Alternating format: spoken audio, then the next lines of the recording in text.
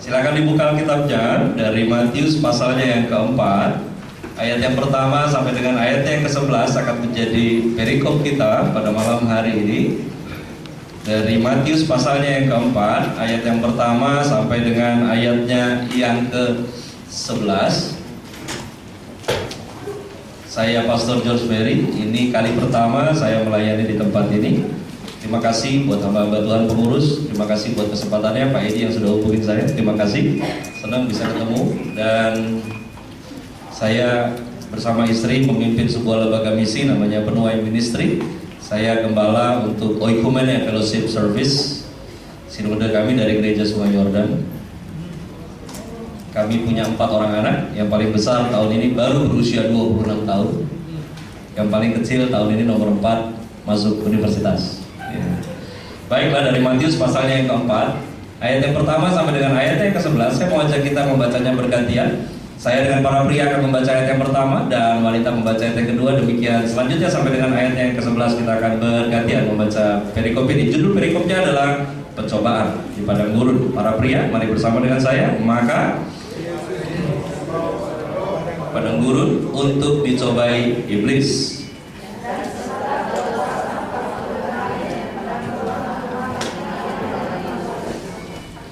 Lalu datanglah si pencoba itu dan berkata kepadanya,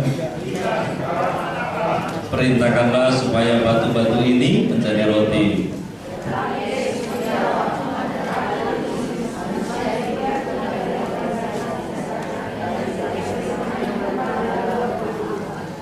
Kemudian iblis membawanya ke kota suci dan menempatkan dia di hubungan bait Allah.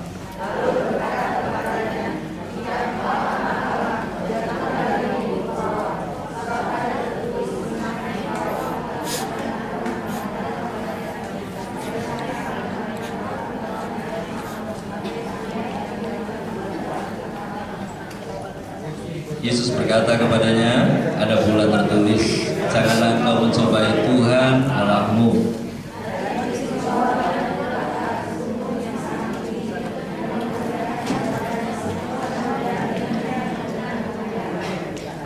Dan berkata kepadanya, semua itu akan kuberikan kepadamu jika engkau sujud menyembah Aku.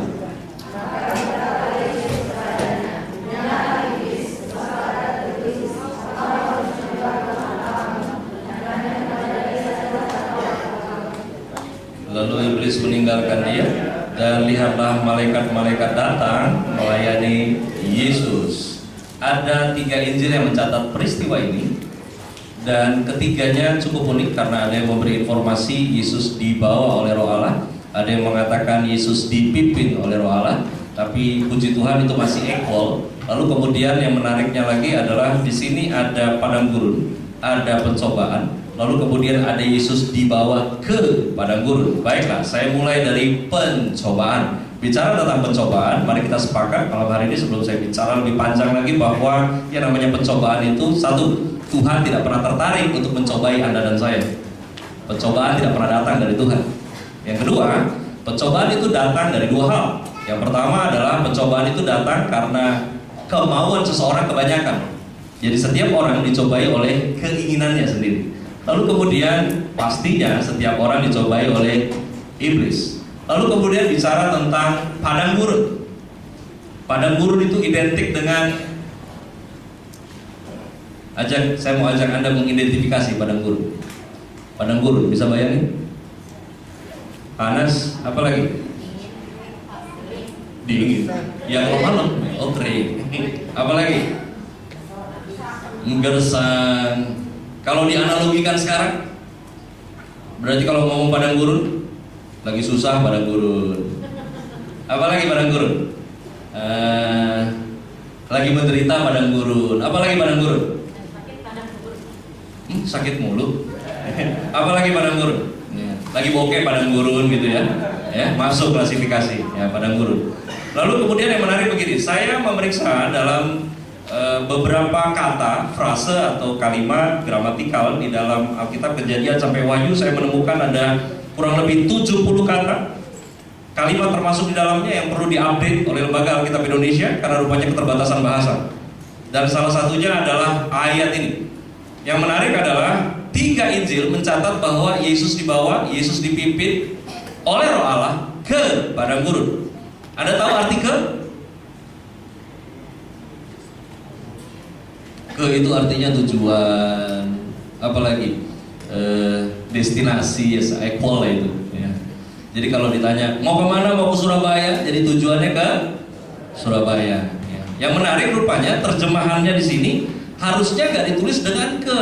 Dalam teks dia punya Yunani harusnya ditulis melalui. Jadi bukan ke. Jadi kalau waktu saya kupas ini, karena kalau bicara ke itu artinya begini: Yesus diperuntukkan untuk mati di padang gurun. Yesus diperuntukkan untuk dicobai. Perhatikan ini, Anda dan saya tidak pernah hidupnya diperuntukkan untuk mati di padang gurun. Kabar baiknya, orang percaya cuman lewat aja. Mari sama-sama connect satu sama saya di sekarang.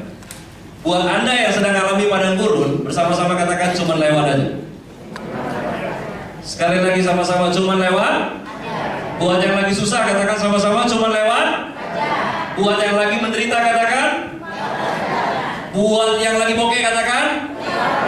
Buat yang lagi sakit katakan. Jangan. Itu lu sumpahin orang, nanti orang sakit kalau dibilang lewat aja nanti nyumpahin mati. So, kenapa distorsi? Gak boleh jalan-jalan pendetanya. Gak apa-apa kan ya? Gak apa-apa. No problem. So, yang menarik adalah begini. Kehidupan Anda bisa lebih mudah. Hidup Anda bisa lebih mudah. Tapi kehidupan ini akan lebih sulit. Makin tahun, semuanya akan makin sulit. Saya agak menanggapi cukup lucu karena ketika menjelang pemilihan calon presiden, ada beberapa hamba Tuhan yang tampil di Indonesia ngaku-ngaku nabi, lalu kemudian mengatakan bahwa Indonesia akan chaos, Jakarta akan kacau. Yang saya percaya adalah tidak perlu ada orang yang tampil bilang bahwa Indonesia akan chaos, Jakarta akan kacau, karena bumi ini bukan tempat Anda dan saya. Tempat Anda dan saya yang percaya adalah Yerusalem baru. Jadi kalau mau bilang langit bumi nantinya kacau, semuanya sudah pasti kacau karena firman sudah katakan itu. Oleh karena itu ini yang kita satu fakta harus deal, bahwa malam hari ini kehidupan ini akan makin sulit, tapi hidup Anda dan saya bisa lebih mudah. Mau hidupnya lebih mudah? Ada 3 hal yang sangat dasar yang iblis tahu Anda dan saya paling butuhkan. Yang pertama adalah iblis tahu bahwa manusia itu butuh rasa puas. Anda bahagia malam hari ini? Yakin? Yang punya rumah bahagia? Yang punya mobil bahagia? Yang nggak punya rumah bahagia? Kalau gitu kamu nggak perlu punya rumah. Yang nggak punya mobil bahagia? Nggak perlu punya mobil kalau begitu. Tapi bicara tentang bahagia ini rupanya bukan bicara sekedar punya, nggak punya, atau punya. Di dunia ini ada yang disebut dengan spekulan. Ya, spekulan. Spekulan itu begini loh. Harga minyak dunia naik atau turun tidak ditentukan oleh kadar minyak sedang kurang atau tidak di dalam perut bumi. Tetapi yang namanya harga minyak dunia itu naik turun karena faktor di mana ada perorangan atau lembaga yang mengamati kondisi politik atau ekonomi negara adidaya. Apabila negara yang disoroti tersebut, yang negara besar ini mengalami goncangan politik, maka harga minyak dunia akan naik. Itu namanya spekulan. Baik, saya sederhanakan. Tahun 2000 awal ada tanaman dengan jenis anthurium yang namanya gelombang cinta. Pernah dengar? Di tahun 2000, 1 lembarnya daun gelombang cinta itu mencapai 1,5 juta. Saya punya berapa pot hari ini di rumah, dan 1 pot dijual sama gado-gado 1 porsi, sekarang nggak ada yang mau. Anda tahu kenapa? Karena di tahun 2000 ada spekulan. Saya sederhanakan lagi. 8 bulan terakhir, supir saya memberi informasi bahwa Sekarang supir-supir itu yang ada di parkiran tidak lagi ngelap mobil, tetapi mereka sibuk gosok batu. 8 bulan terakhir lagi ngetren batu akik. Sementara di tahun 90-an pasar Jatinegara hampir bangkrut karena orang udah gak tertarik lagi dengan batu akik. Siapa yang bikin ngetren? Spekulan. Iblis bilang, Yesus kamu kan anak Allah, coba dong rubah batu jadi roti. Yesus bilang, manusia itu kenyang bukan dari roti doang, tapi dari setiap firman yang keluar dari mulut Allah. Kalau Anda beri telinga lebih banyak kepada dunia ini, kamu gak akan pernah kenal yang namanya puas. Karena dunia ini dipenuhi dengan spekulan. Macam-macam sekarang. Perempuan udah gak lagi jahit baju, sekarang sulam alis. Apalagi mungkin 2016 nanti akan ada obras bibir. So what? Saya percaya Anda wanita diciptakan udah cantik dari sononya. Amin. Loh ya. Teknologi dibuat untuk memperbaiki, untuk membuat jadi lebih baik. Betul? Ada operasi plastik, ya, ada tanam implan. Tapi kalau udah dari sononya segitu, begitu aja. Jangan bikin kacau. Saya ingat ketika di satu gereja saya diblokir untuk turun pakai lift, lalu kemudian ada seorang ibu ngotot untuk masuk. Pengerja gereja bilang, no, buat Pastor George masuk sama istri. Saya bilang kasih aja, mungkin dia ada perlu mau turun, kasih nggak apa-apa sama saya, 2 orang kasih masuk. Lalu kemudian di dalam lift itu, ini ibu mulai komentari istri saya punya muka. Kalau buat saya ini udah muka hokinya segitulah. Ini ibu komentarin begini, ibu pendeta, Ye punya hidung, kita bisa kasih naik sedikit. Ye punya pipi, kita bisa kasih turun sedikit. Saya sementara lihat ibu ini ngomong, ini ibu ngomong sembarangan betul. Dia terakhir memang kasih kita tuh kartu nama, memang dia ahli estetika. Tapi waktu saya lihat ibu ini ngomong, ibu ini tragis loh, dia punya hidung aja hampir meleleh. Mungkin silikonnya bekas ember plastik kali. Dia punya hidung mau meleleh, dia punya daun udah mau turun. Saya bilang ini ibu ini mau ajak istri saya jelek berjamaah ini. Tapi sekarang orang kenapa jadi enggak? Karena dengerin dunia bilang ses. Kalau nggak pakai bulu mata anti badai nggak keren ses. Apalagi? Ya, lu di dunia tato alis udah bagus ada bulunya dibotakin ngalahin tuyul. Akhirnya apa? Mau pergi jadi repot toh. Ya, jadi sibuk. Ini satu kesana ada buru-buru, satu ada langit turun lagi ke bawah kan.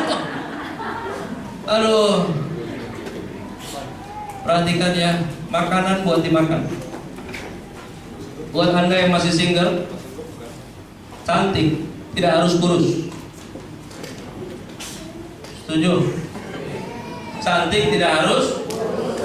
Jadi jangan takut makan aja. Saya heran ini orang lihat selama Anda tidak rakus dan kau berdoa, pasti jadi berkat. Bener gak? Ini mau makan hitung kalori dulu. Ini kalorinya berapa? Wih capek. Makan aja. Ya. Oh hitung makanan bukan buat dihitung, buat dimakan. Perhatikan baik ini para wanita. Saya mau bukakan satu rahasia yang banyak orang tidak tahu. Yang pertama adalah pria sejati itu suka daging. Belum pernah tahu kan? Pria sejati suka. Boleh tanya pendeta-pendeta ini. Tapi anjing sukanya tulang. Jadi tolong Bu, jangan terlalu kurus, nanti dikejar anjing. Ini repot kita kalau dengerin dunia terus. Anda dengerin dunia gak ada yang benar. Apalagi ilmu kedokteran mempergunakan obat yang bernama Viagra untuk mempercepat pacu jantung untuk pasien yang jantungnya lemah detaknya. Itu tujuan obat Viagra. Tapi sekarang guru-guru kungfu di pinggir jalan jualan obat ini untuk obat kuat. Loh, betul kan? Aceh, obat kuat. Aheng, bir-bir. 5 juta biru. Lah ada. Ini sekarang orang salah konsumsi semuanya. Kenapa? Karena faktor spekulan. Perhatikan ini Bu, Pak. Kalau Anda hidupnya mau puas, dengar Tuhan lebih banyak.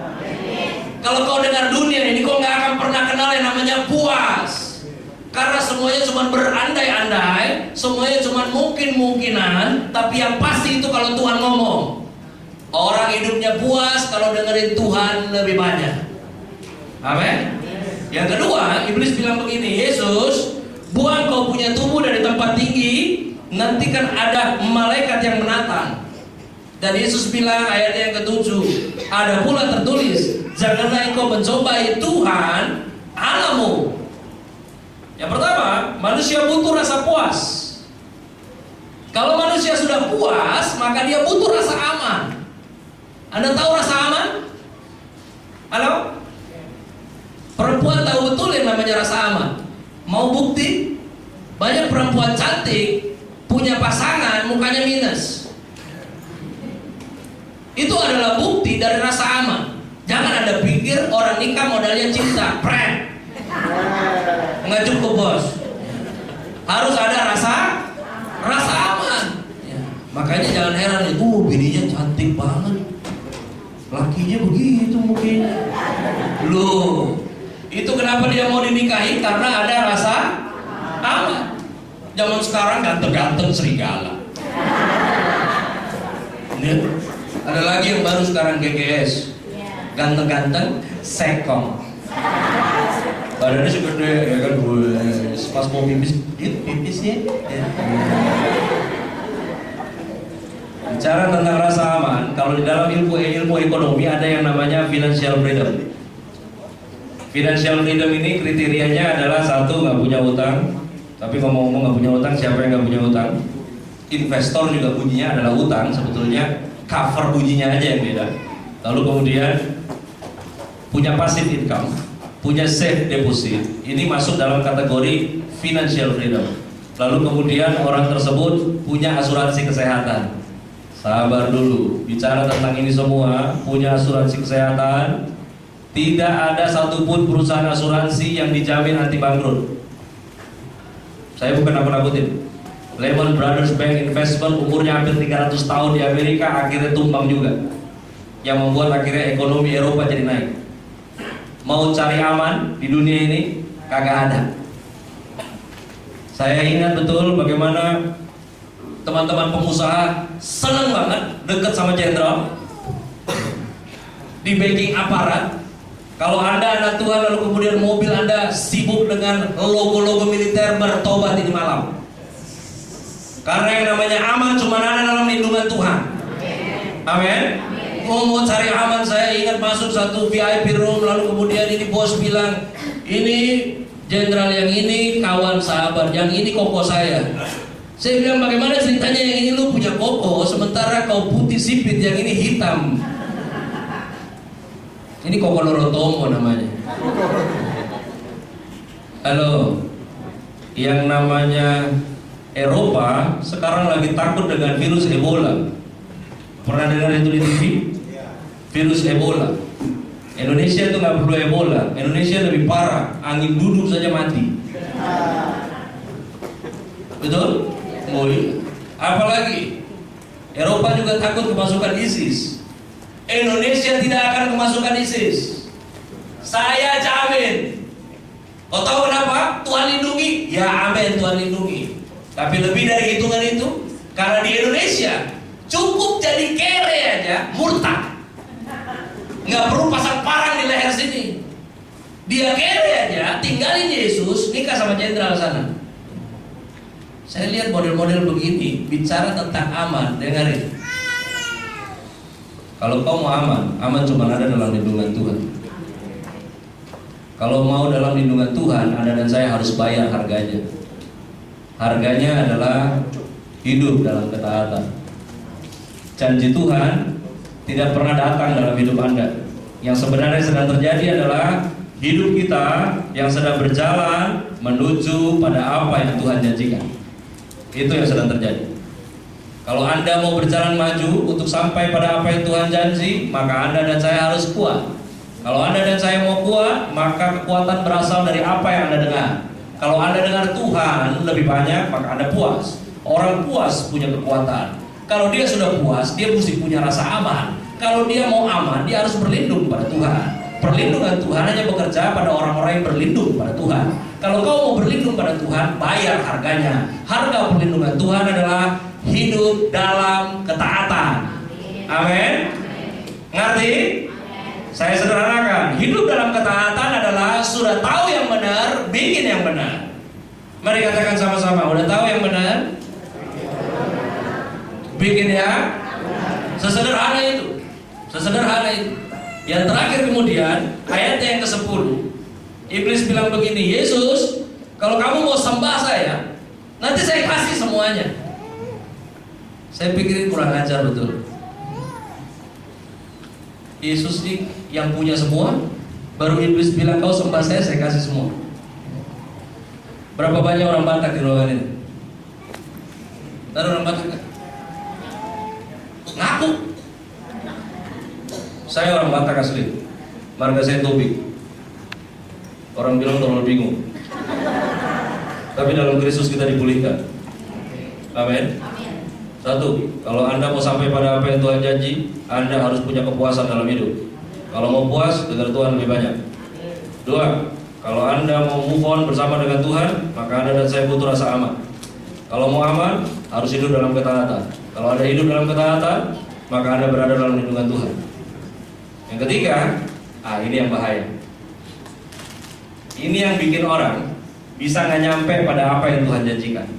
Perhatikan ya, di dalam Kristus, Anda dan saya ditetapkan untuk mengalami janji Tuhan. Kemarin, hari ini, dan di masa depan kita. Saya ulangi, di dalam Kristus, Anda dan saya ditetapkan untuk mengalami janji Tuhan. Amin. Itu artinya, di dalam Kristus, Anda dan saya bukan lagi sekedar orang-orang yang diberkati. Tapi dalam Kristus, Anda dan saya adalah orang-orang yang terlanjur diberkati. Mari katakan sama-sama, saya terlanjur diberkati. Bilang sebelahnya, kamu terlanjur diberkati. Orang-orang yang terlanjur diberkati susah mau miskin lagi. Orang-orang yang terlanjur diberkati susah mau gagal lagi. Saya bukan lagi korban teologi kemakmuran, tapi perhatikan ini. Orang lahir miskin bukan salah tuh orang. Tapi kalau dia mati miskin, udah pasti salahnya dia. Yang parahnya Kristen juga kan. Anda dan saya harus bergerak maju, lewati padang gurun kita masing-masing sampai pada janji Tuhan. Kalau Anda dan saya lebih banyak dengerin dunia, kalau Anda cari aman buat dunia, yang terjadi adalah Anda cuma maju, mundur, cantik. Maju, lu gak akan pernah sampai. Mau sampai pada apa yang Tuhan janji? Ada tingkatan stres tertinggi dari manusia. Tingkatan stres itu adalah ketika dia ditanya maunya apa dan dia bilang itu masalah saya, mau saya atau mau saya apa. Nyampe maksudnya? Semoga tidak ada yang begitu malam hari ini. Maumu apa? Wah, ini dia masalahnya pastor. Saya sendiri nggak tahu mau saya apa. Ini cilaka ini kalau begini. Saya dibesarkan dari keluarga Kristen tradisional, orang Batak Tulen. Istri saya ini ampun, banyak mandi jadi putih. Saya kabur dari rumah kelas 5 SD. Jadi tukang cuci Metro Mini, kriminal, ditangkap lagi kelas 6 SD, masukin di sekolah, ikut Eptanas, lulus, dahsyat kan? Gak pernah sekolah mau setahun, masuk Eptanas, lulus. Kemurahan Tuhan. Selesai Eptanas, masuk SMP. SMP kelas 1 bikin kasus tikam guru, masuk Permadi Siwi, jadi kriminal, lewati 7 SMP dan lewati 5 SMA. Di Jabal Orde Baru, saya kerja sebagai eksekutor. Udah tatoan dari SD. Jadi kalau besok-besok ketemu, ini Pastor George bukan di jalan, saya make sure bahwa Anda itu ketemu dengan saya. Saya adalah pria bertato yang jadi pendeta, bukan pendeta yang bertato. Itu dua hal yang berbeda. Ngerti? Karena kalau pendeta bertato itu artinya gilanya telat. Waktu berjalan, saya bekerja sebagai eksekutor. Tahun itu kami dekat dengan ring 1 di Indonesia. Tugas kami adalah mengeksekusi masalah-masalah yang ada, membuat orang-orang tertentu untuk diekstradisi ke luar negeri. Jadi kalau Anda tahu kasus Edi Tansil dan lain sebagainya, itu grup-grup kami yang mengerjakan semua. Bawa orang copot ke luar negeri, ambil suaka politik di luar negeri. Dan proyek terakhir yang saya tidak kerjakan adalah proyek Dice. Anda masih ingat Dice? Yang akhirnya jadi korbannya adalah si dukun, Pak D namanya. Itu file terakhir yang saya tidak kerjakan. Waktu berjalan, rasa aman dari dunia, semuanya berdasarkan apa yang dunia ngomong. Itu yang saya tahu. Waktu berjalan, lalu kemudian Kapolri pada tahun itu mengambil satu keputusan untuk melakukan proyek Petrus namanya, penembak misterius. Waduh, tambah kacau. Saya mundur teratur dari lapangan, kawan satu mati. Lalu kemudian mulai cari selah, kenalan dari belakang pindah, dari gudang senjata, tambah punya pistol 1 jadi punya pistol 3 jadi punya 4, pokoknya ditambahin anak buah dibubarin, karena kita udah gak tahu lagi percaya mana kawan mana lawan. Karena ketika kita jaya semua orang bilang, tenang bro, kita ada di belakang bro. Pas saya ada masalah, saya lihat ke belakang bro, turun bro, semua di belakang. Nah ada kayak satu juga. Akhirnya cuma tampil sendiri single fighter. Saya ketakutan juga, biar kata pegang senjata, lihat kawan mati di sebelah, yang satu mati di sebelah, kita ngeri, deg-degan juga. Hidup nggak aman, tidur saya nggak nyaman, jalan kemana-mana juga nggak tenang. Lalu kemudian ada satu kawan, 2 kawan, kasih saran, udahlah, lu kalau cuma punya senjata aja kurang afdol, lu mesti pergi ke dukun sana bagus. Yang satu bilang pergi ke daerah Pasar Minggu, di sana bagus. Itu ada dukun nanti kasih lu mandi. Saya berangkat ke Pasar Minggu, dukun di Pasar Minggu kasih saya mandi air keras. Dikasih buyur air keras 1 ember. Kawan bilang lagi, lu pergi di Bogor bagus tuh. Itu di Bogor nanti juga, pokoknya berangkat. Oh saya berangkat, oh di Bogor itu Simbah kasih 1 ember air cabai. Kasih buyur, itu sakti enggak pedes ya gitu. Baru yang satu lagi bilang, lu main di Solo, main di Bogor, Pasar Minggu, cetek. Yang keren pergi Labuan Banten, bagus. Oh saya berangkat Labuan Banten, cari namanya Mbah Gelung, rambut 20 meter. Katanya orang pintar tapi tidak bisa potong rambut. Memang kalau masih main di area itu kan digelapkan matanya kan? Saya datang konsultasi, Simbah bilang mau hebat, full paket 4 hari di sini. Wih, 10 paket bos. Saya bilang full paket, jangan pakai yang hemat. Mau susu pasang di mana bos? Saya bilang jangan pasang susu, kasih mandi susu. Gua bayar semuanya udah. Wah 4 malam di situ. Balik Jakarta 8 bulan kemudian saya berantem di Jakarta Pusat, keluar dari satu diskotik. Waktu itu di hotel Borobudur, baru keluar dari lobi 8 orang udah tunggu. Saya udah hitung ini 1, 2, 3, 4, ada 8. Ukuran badan tinggi-tinggi semua, puasa besar. Waktu saya keluar, satu orang deketin saya dan tanya namanya George. Saya tak banyak ngomong lagi. Dia baru tanya namanya George.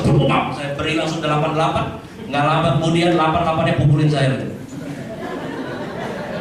Jadi saya hancur juga. Masuk rumah sakit ini hampir 4 bulan. Saya punya sumsum di belakang hancur.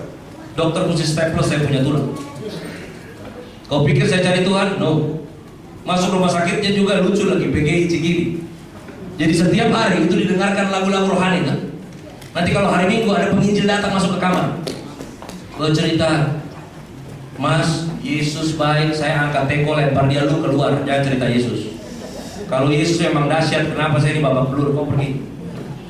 Itu saya sepanjang sakit yang ada di otak saya, kalau saya sembuh, saya akan cari Simbah ini nanti. Waktu saya sembuh, langsung saya bawa itu yang namanya foto-foto ronsen, pergi ke Mbah di Labuan Banten. Saya masuk ke rumah, saya bilang, Mbah, lu keluar, kita fight di luar. Simbah bilang, sabar, Mbah. Ini masalahnya apa? Saya bilang, kau lihat di foto ronsen. Kau bilang saya sakti. Saya ribut di Jakarta Pusat. Hancur badan saya segala, lihat ini foto-fotonya. Simbah bilang, abang berantem di mana? Jakarta Pusat. Daerah kita kan Jawa Barat, Bang.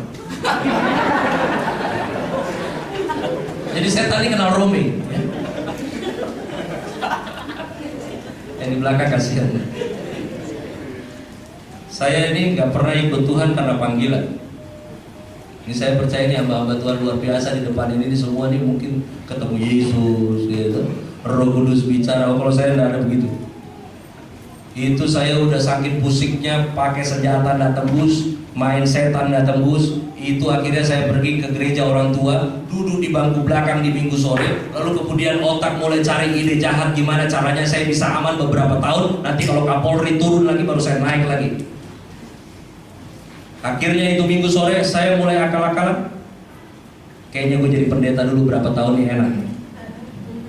Jadi selesai ibadah saya datangi pendeta ke depan. Saya bilang, Pak, kasih saya dulu surat referensi mau sekolah pendeta. Kami di gereja tradisional Batak, jadi saya pakai bahasa Batak. Saya bilang, Amang baik jolo sudah di neng masuk sekolah pendeta. Ini pendeta bilang, mabuk ya kau? Katanya. Enggak, saya bilang saya nggak mabuk. Ini beneran mau sekolah. Ya. Dia kasih referensi berangkat ke Jogja, Duta Wacana universitasnya. Dahsyat, Tuhan punya momen pas. Waktu saya datang itu adalah penerimaan mahasiswa baru gelombang pertama. Pas. Tesnya 5 hari. Hari pertama sampai hari keempat itu tes teori Alkitab. Hari pertama itu tes, saya buka kitab Amos hampir 1 jam tidak dapat. Baru saya tanya sebelah, Amos mana? Sebelah bilang, saya bukan Amos, Bang. Hari kelima di interview, 3 dosen, PhD teologi, filosofi doktor teologi, 1 orang Indonesia, 1 Jepang, 1 Belanda. Indonesia tanya lewat, Belanda tanya lewat, ya ini Jepang tanya lewat, terakhir Belanda tanya parah itu. Dosen Belanda tanya, kenapa mau sekolah teologi ya? Saya bilang, saya mau melayani Tuhan. Sedang. Ya jangan dia dulu, Tuhan aja kan gue bohongin, ya kan? Kalau cuma urusan caci pau pakar lah. Ya. Baru dia tanya lagi, kenapa mau melayani Tuhan? Saya udah sebel nih sama dia nih sebenarnya. Saya kasih dia 1 jawaban Pentakosta. Jawabannya begini, saya terbang begini. Benar gak Pak? Ya, apalagi kalau udah tabernakel bilang terbang tutup kasus. Ini waktu saya bilang saya terbang. Dosen tanya lagi, siapa yang panggil? Itu saya nggak tahan, saya bangun dari saya punya kursi, saya pukul ini Belanda, dan akhirnya 4 satpam bawa keluar, nggak jadi kuliah saya. Saya balik lagi Jakarta. Baru kemudian keluarga heboh, keluarga besar heboh karena dengar saya mau sekolah teologi. Tante saya datang tanya ke ayah saya pakai bahasa Batak, dia tanya begini, ini sekolah pendeta tunggu di sini, katanya. Saya terjemahkan ya. Tante saya tanya ke papa saya, tante saya tanya begini, iblis itu mau sekolah teologi ya? Ayah saya bilang, iya udah senang hati kami udah mau kuliah dia, tapi ya gimana? Baru mau 5 hari udah dipukulin dia dosen itu. Gak jadi. Tante saya datangi saya, tante saya bilang begini, kau masih mau sekolah lagi nak? Masih. Udah berangkat besok ke Jogja. Saya bilang nggak masa ke Jogja lagi, udah saya pukulin itu. Ini ada kampus baru lagi, ini bagus ini. Pamanmu donatur terbesar di situ, kau berangkat, tidak ada wawancara. Wallace. Wis, saya berangkat. Itu besok paginya saya sampai. Saya ingat masih bawa ganja 2 kilo. Buat cadangan tuh. Ganja 2 kilo, bawa valium, petidin, cair. Saya masih bawa kokain, heroin.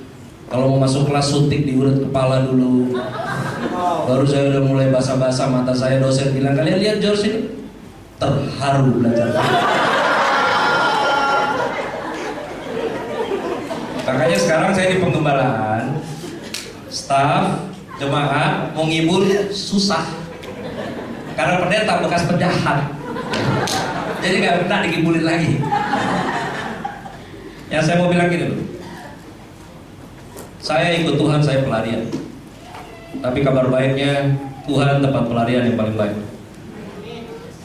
Bumi makin tua, tahun berjalan terus, Yesus akan segera datang.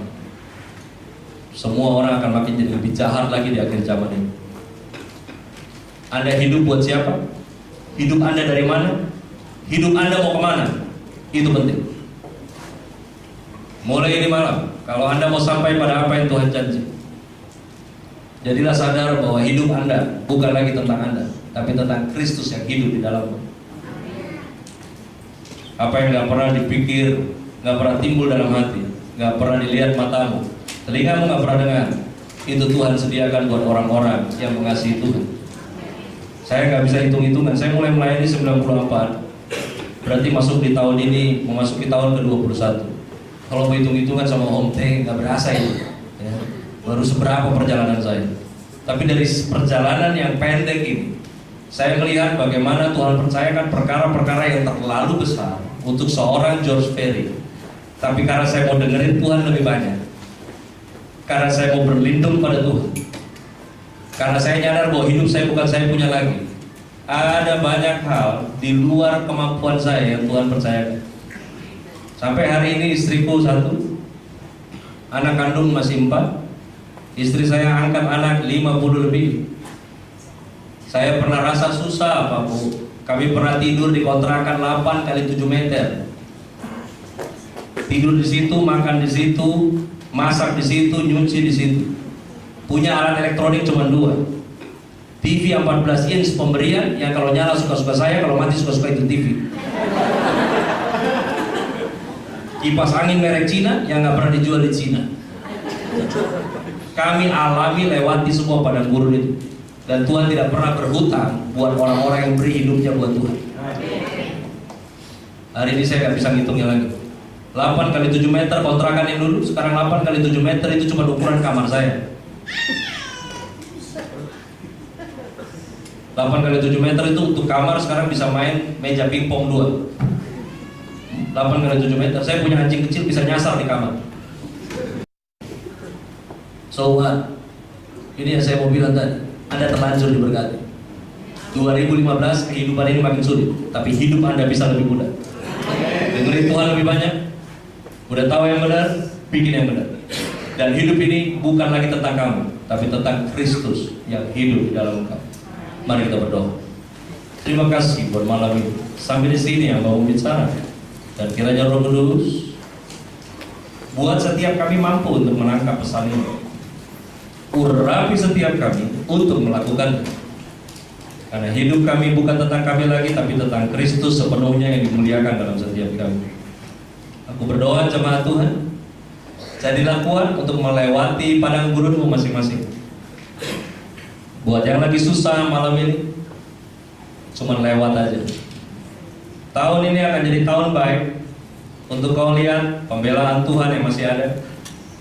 Tahun ini tahun baik buat orang yang mau percaya Tuhan. Kau akan lihat bagaimana Tuhan buat kau cukup dalam segala sesuatunya, bahkan dibuat berkelimpahan.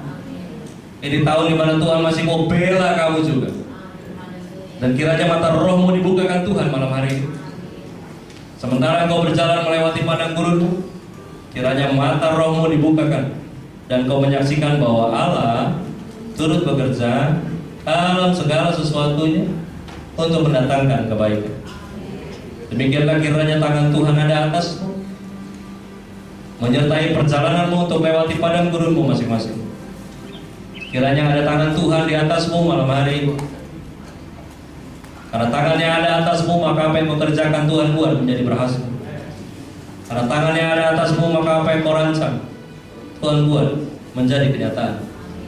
Apa yang kau perkatakan di dalam doamu, seluruh isi surga mendukungnya.